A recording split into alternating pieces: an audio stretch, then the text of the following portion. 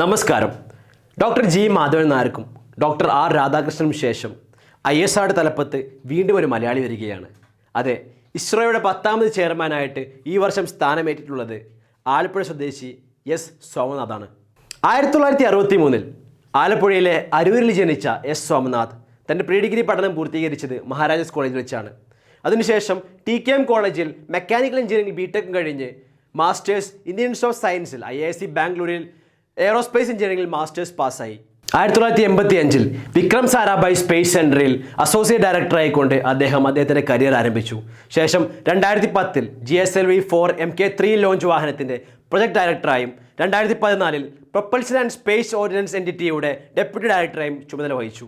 2015-2018 വർഷത്തിൽ വലിയ മലയിലെ ലിക്വിഡ് പ്രൊപ്പൽഷൻ സിസ്റ്റം സെൻറ്ററിൻ്റെ ഡയറക്ടറായി അദ്ദേഹം നിയമിതനായി. ആ വർഷം തന്നെ GS4 വെഹിക്കിളിൻ്റെ ക്രയോജനിക് ഇൻഡിജൻസ് സിസ്റ്റത്തിന് കാര്യമായ സംഭാവന നൽകാനും അദ്ദേഹത്തെ കൊണ്ട് സാധിച്ചു.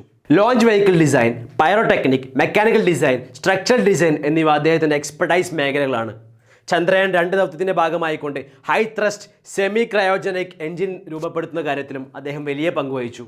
വെടിക്കോപ്പുകളുടെ യുദ്ധാനന്തര കാലത്ത് നിന്നും വെടിക്കോപ്പുകളുടെ സാങ്കേതിക വിദ്യയിൽ നിന്നും റോക്കറ്റുകൾ ഉണ്ടാക്കുന്ന ഒരു ലോകത്തേക്ക് ലോകം സഞ്ചരിച്ചപ്പോൾ ഇന്ത്യയുടെ ശാസ്ത്ര സാങ്കേതിക രംഗവും പതുക്കെ ചുവട് വെച്ചു തുടങ്ങിയിരുന്നു.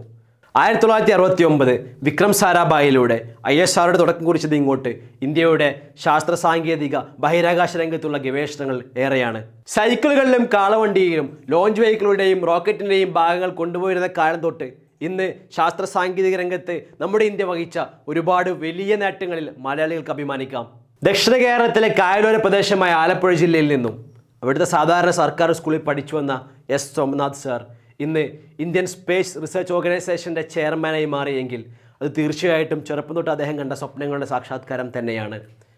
രാമേശ്വരത്തെ കടൽ തീരങ്ങളിൽ പക്ഷികളെ നോക്കി പറക്കണമെന്ന് സ്വപ്നം കണ്ട അബുൽ പക്കീർ ജൈനുലാബ്ദീൻ അബ്ദുൽ കലാം ഇന്ത്യയുടെ മിസൈൽ മാനായി മാറിയതുപോലെ ISROയുടെ ഈ ചിറകിലേറി നിൽക്കുന്ന നമ്മുടെ സാറിന് ISROയുടെ വികസനങ്ങൾക്കും ഇന്ത്യയുടെ ശാസ്ത്ര സാങ്കേതിക രംഗത്തെ മികവാർ നേട്ടങ്ങൾ നേടാൻ സാധിക്കട്ടെ എന്ന് നമുക്ക് പ്രാർത്ഥിക്കാം.